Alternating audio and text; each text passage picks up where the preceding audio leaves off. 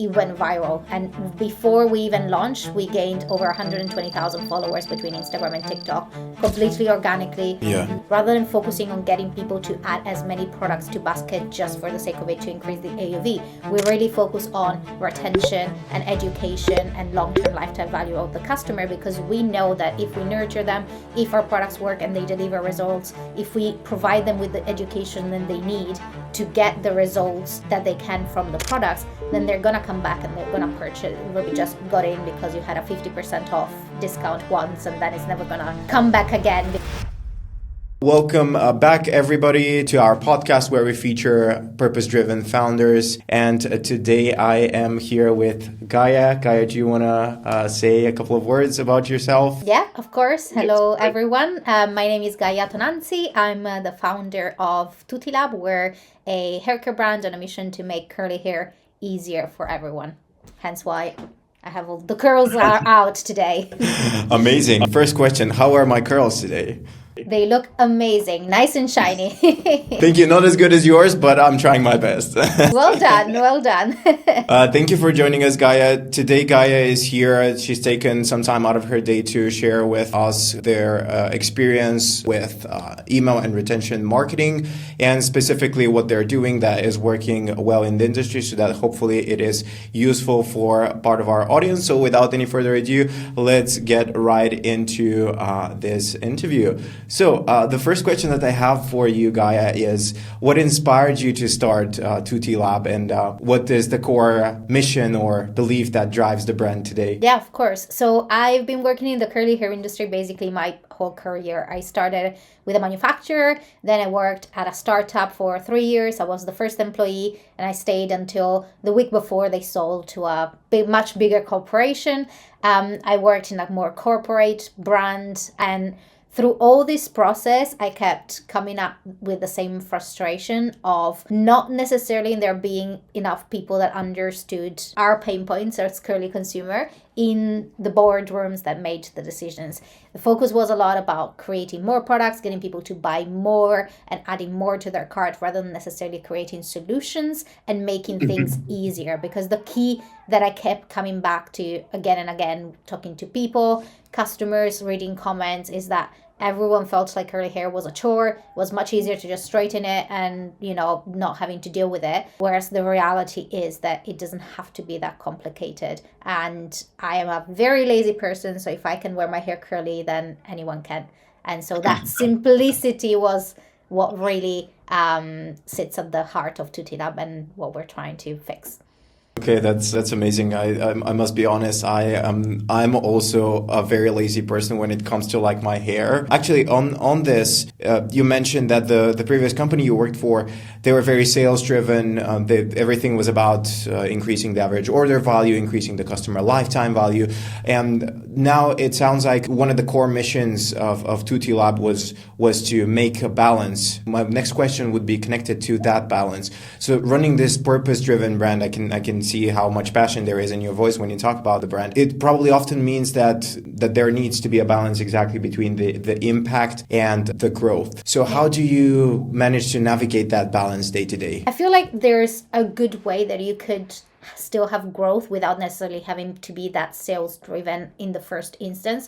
So for example, rather than focusing on getting people to add as many products to basket just for the sake of it to increase the AOV, we really focus on retention and education and long-term lifetime value of the customer, because we know that if we nurture them, if our products work and they deliver results, if we provide them with the education that they need to get the results that they can from the products, then they're gonna come back and they're gonna purchase again and again. So in the long run, it's going to be a much more valuable customer than someone that you just got in because you had a 50% off discount once, and then it's never going to come back again because they're just going to go to the next brand that has the same discount the next week. Mm-hmm. Yeah, I see what you're saying. So if I understand correctly, for you guys, really what is more important is the long-term relationship with that customer and spending a little bit of extra care and attention to provide them with that education, provide them with the resources needed for them to understand what they really need to do so that they can associate the brand with solving their problem, not just buying a one-off product at a discount. Exactly that. It's the whole thing together. Like, we started as an education platform, I started to, while we were developing the products, I started to post on social media. And when I got to make my beginners bootcamp that was going back to basics and teaching people what to do with their curls, like it went viral. And before we even launched, we gained over 120,000 followers between Instagram and TikTok, completely organically, nothing spent on ads. It was just because people were really relating to that. And so the educational aspect is really at the bottom of everything that we do. Yeah, that makes perfect sense. And when it comes to the first impression that people have with the brand, I noticed in your Klaviyo account that your pop-up performance has been really strong around. If you don't mind me sharing some numbers around around 50% I saw, which is something I must be honest, I have not seen anywhere else. I've audited, let me tell you, I've audited quite a number of Klaviyo accounts. So what was your thinking behind how the pop-up and the sign-up experience is designed and what it offers to visitors? Yeah, so it's a very unusual approach in the sense that we don't have a pop-up. We have a banner at the top of the website that tells you click here if you want a free gift, and it then takes people through the journey of, let us know what your hair type is so we can personalize your email, and then it gets them the discount code, the welcome code. But it's not a pop-up. It doesn't jump in your face the moment you land on your website. And it was something that both me and my co-founder were very adamant about, because I understand that they work, but I really bloody hate pop-ups. I'm on a website, I'm just trying to browse and I'm just trying to understand what happens, and in 2 seconds I get a pop-up for a quiz, and then a pop-up for the email, and then a pop-up that tells me that there's whatever discount or something. And it just, to me, it really devalues the whole experience of really trying to understand and browse and understanding what the brand is about. So we've decided and made the conscious decision of making it very front and central. It's on every page. It's a banner at the top. It's in bright red, so you can't miss it. And it's also at the footer. You can have the sign up as well for the email. So if you want a discount and if you're there ready to convert, it's super easy to find, but it's not gonna interrupt your experience with the brand in a very salesy way. Yeah, that makes sense. That is a very interesting approach. We don't have many of our partners doing it, but I see it's working really, really well for Tutilab. And I'm curious, so once somebody joins the list, what kind of experience do they get from Tutilab from there? How do you nurture that first interaction into the ongoing relationship that we just talked about? We have obviously 2 different areas of it. We have your usual welcome flows, but again, our welcome flows lean heavily into the educational side of things. So we don't only talk about the brand and what the brand stands for, but also about your hair and giving you tips, and the most important tips that we believe are the most key for you to learn how to take care of your hair and how to learn how to manage your hair. And then we have obviously our campaigns, and we normally send around 2 a week because, again, we don't want to be spammy. One other thing that I find, especially more and more now that inboxes are getting more crowded, I tend to just unsubscribe from brand and send me email every day, because after a while I'm just I'm done. Either I'm happy to hear about news or something every now and then, but if it's too much, then it's the same as not having it. So we've decided to have a more balanced approach and having 2 emails a week. One is more sales focused, more product focused, that talks about either some benefit or something that is more relevant to the time of year. And then another one is very much from the founders. It's literally called the Founders Edit. There's my face at the top, and I just write. It's very much text heavy. There's a couple of pictures, but it's mainly about the text. And it's more if a friend is sending you a letter and just telling you their thoughts and giving you some advice. Sometimes it's about advice, sometimes it's about behind the scenes of the company and what is going on, but it's about nurturing that relationship and that sort of that feeling of being part of the community and being part of the brand as well. Yeah, I saw one of the last emails was talking about the new warehouse that you guys have in Europe, and and how Brexit made everything much more difficult, and that's going to be much easier now. And I could see it's your voice, it's you. I could sense that this is you who is writing these emails. So I'm curious, when you look at the data, when you look at the customer data, what do you feel is working well at the moment? Between the 2 styles of emails, you mean? Yes, and in the account in general. I think like it really depends. So I don't think like there's one or the other style that works better. I feel like it depends very much about what the email is about. There are some emails that are more product led that are much more effective, and then there are some other emails that are more conversational led, education led, that are more effective. So it really depends. That's why we keep like layering both of them into the account. But I feel like having that balance is what helps. So like overall our open rates are really strong. People do engage with the emails and they like to like click and read and understand what is going on. So I feel like maintaining a balance so that you're not too salesy on one hand, but also you're not just an educational newsletter on the other hand, is what helps keeps everything in place. Yeah, so that you can turn that education into money, so that you can keep building brand Exactly. from there.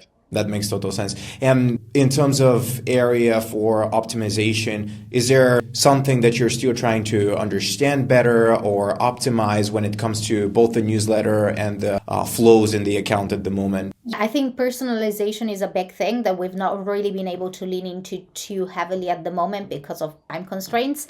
Like trying to make more personalized flows that are either based on your hair type, or same thing with campaigns. So we have the hair type data from our customer from our inbound sign up form. We also have a quiz where we get even more in-depth data about all the different types of needs of customers' hair. So I think like for us, like definitely something that we'll be looking at moving forward is trying to optimize that and see how we can personalize the experience further based on a customer's needs. Yeah, that's a big thing. I see a lot of our actually 7 and 8 figure partners, that those are one of the main customer groups that we work with. They are all relying on zero party data. It's for our audience. A lot of our audience might be familiar with this term, but it's essentially when customers give you their information in exchange for some sort of an incentive or with the promise of better content, is exactly that level of personalization. Because especially with AI coming out and everything starts to feel, there are so many brands that are being created on a daily basis. Everything just starts to feel like noise, like everything's just starting to blend in. Everybody starts to sound the same way. And when somebody raises their hand to say, hey, we're here to like make this personal for you, especially at scale, and sustain that, we've seen that to really help fuel the next layer of expansion for companies. Some of our partners, for example, are expanding into Europe, into the US. That really helps them in that transition to reach more audiences, because at the end of the day, we're all people, right? In Europe, in the US, in Australia, we have some partners, in Canada, we're all people and we have the same needs. We would like to be heard, we would like to be understood, and we would like to feel like the products that we're buying are actually here to solve our problems, not just, get the cheapest thing on the market. 100%. Yeah, absolutely. And I believe we touched on this a little bit already, but when you communicate your brand values in marketing, how do you make that so that it doesn't sound overly promotional or necessarily sales driven? I think it's about like layering that bit of education in and really coming from the founder's voice as well. On one hand, it's easy being a smaller brand because you don't have to, it's not like someone has to sound like you, like I'm actually the one writing the email. So obviously it sounds like me because I'm doing it. And it gets harder when you're a bigger corporation trying to make that happen.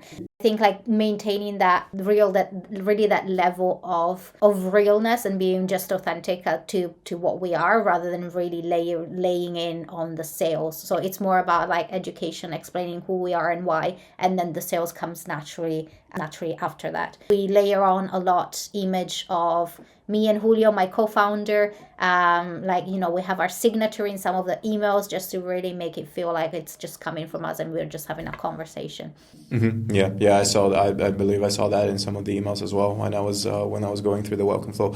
Perfect. So tell us what's next for Tutilab. Are there any upcoming initiatives, product launches, or maybe goals that you're excited about? Yeah, many things. Well, our first main goal for this year is we're going to launch our first product since we launched the brand in 2024, which is exciting. It took a lot longer than expected to come to market, but we finally made it and we're very excited for that. So that's going to come in September and we're all hands on deck now to like plan a really strong campaign to promote it as well. Perfect. Do you want to give some spoilers, or you want to wait until the product is out? I build in public, so on my Instagram, everyone already knows what it is. So we're launching a stronghold gel, which is basically similar to the gel that we have right now, but it gives more hold, so your hair is going to last longer. But also it's super lightweight. Actually, I have a little sample over here. So it's basically like almost water thin. So it's not going to weigh the hair down. It's not going to make it sticky or greasy, but it's going to give the hold that gives longevity through the curls